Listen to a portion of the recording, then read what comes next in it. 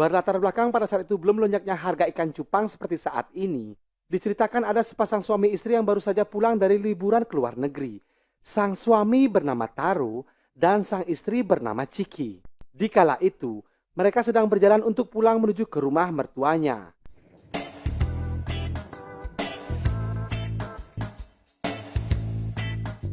Nah, sesampainya di rumah, mereka pun sudah dinantikan oleh sang ayah tercinta yang bernama Sugieon.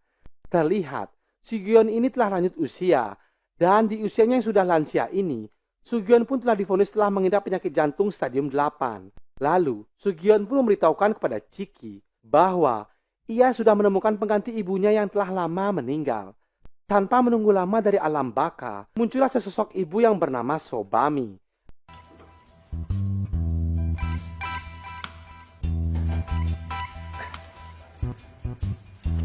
Melihat penampilan Sobami yang cetar membahana bagi putri salju, seketika Ciki pun memiliki firasat buruk terhadap calon ibunya tersebut.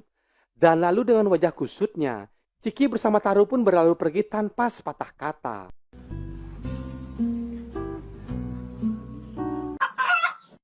Pada esok harinya, seperti biasa Ciki selalu melakukan kegiatan untuk membersihkan rumahnya.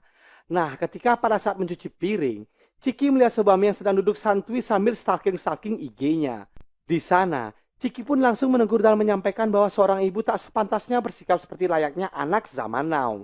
Akan tetapi, Sobami dengan slow-nya tak memperdulikan ocehan dari Ciki pada saat itu. Lanjut cerita, dikarenakan Ciki akan pergi untuk mengurus usaha keluarganya yang berada di luar kota, ia pun berpamitan kepada sang suami tercinta. Lalu, saat jam makan siang, Taro yang sedang makan mie kober, secara kebetulan ia melihat Sobami yang sedang jentat-jentit. Melihat bodi Sobami bak gitar Spanyol, di sana Taro pun merasa grogi. Dengan keinginan yang cukup tebal, Taro pun mencoba menahan sang naga birawa agar tidak terbangun dari tidurnya. 입맛에 맞아서 다행이네요. Setelah menikmati pemandangan yang begitu indah dipandang mata, Taro pun bergegas untuk menemui teman lamanya. Di sana, ia pun menceritakan mengenai istri dari mertuanya yang begitu menggugah selera. Nah, sebagai sahabat yang baik, di sana temannya tersebut memberikan saran beserta motivasi agar Taro mencoba merayu istri dari mertuanya. Setelah ia mendapatkan wejangan dari sahabatnya tersebut, Taro pun beranjak untuk pulang ke rumahnya. 가게 젖을 정도로 쭉쭉 에이, 장모님인데요. 은정이랑 떡친애가 그러는지 Nah, setibanya di rumah, Taro sedang berpijak di anak tangga. Tanpa disengaja ia mendengar rintihan Sobami yang sedang kelokat-kloket dengan Sugiono. Dari sini, api keinginan untuk mencicipi ibu mertuanya tersebut semakin bergelora.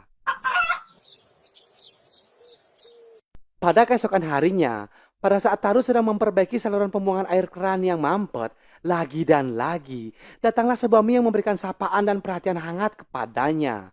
Dikarenakan jarak yang terlalu dekat, Taro pun tak mampu menahan diri untuk melihat sesuatu yang menjulang pada ibu mertuanya. Sehingga pikiran Taro dan Mimin pun menjadi berfantasi ke sana kemari. 고생하셨어요.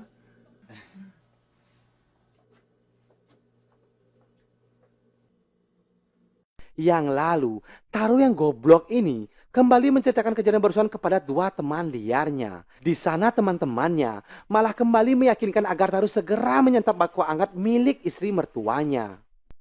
Di sisi lainnya, pada saat Sobami di rumah, ia kedatangan seorang pengirim paket JNT yang namanya saya sendiri tidak tahu.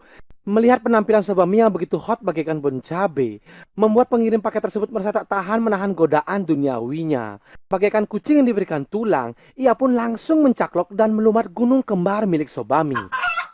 Singkat cerita, Taro yang sedang asik berbincang-bincang dengan teman-temannya, tiba-tiba menerima telepon dari Sobami yang meminta agar datang lebih awal guna merayakan ulang tahun Sugieon. Malam pun tiba, sesampainya Taro di rumah, ternyata itu hanyalah akal-akalan dari Sobami agar dapat berduaan dengan Taro. 귀엽다. Yang lalu, pada saat Sobami tertidur lelap, Taro yang tak tahan melihat lekukan tubuh ibu mertuanya. Dengan kekuatan dari sang naga, Taro pun langsung menjelajah gemulai tubuh dari Sobami.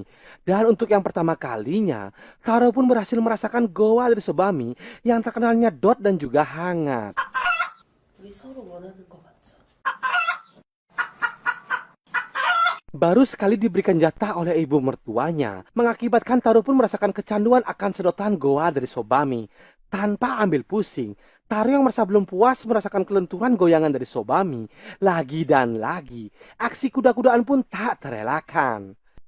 Tak terasa Sugiono dan Chiki pun telah kembali dari kota. Di kala itu, keluarga Cemara ini sedang melakukan kerja bakti di kebun mereka.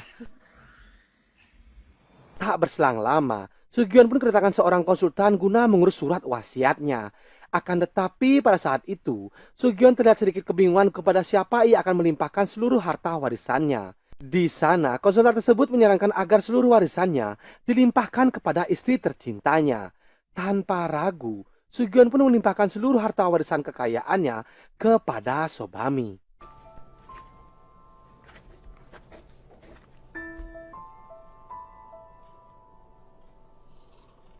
Malam pun tiba. Dikarenakan Sobami telah mengetahui riwayat jantung yang dimiliki oleh Sugiono, Sobami pun langsung memaksa Sugiono untuk berkuda-kudaan hingga ia lemas tak berdaya.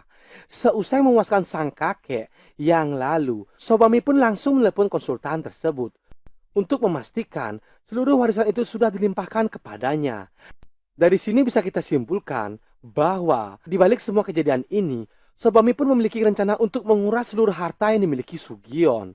Merasa rencana telah berjalan lancar, Sobami pun kembali melancarkan aksi liciknya.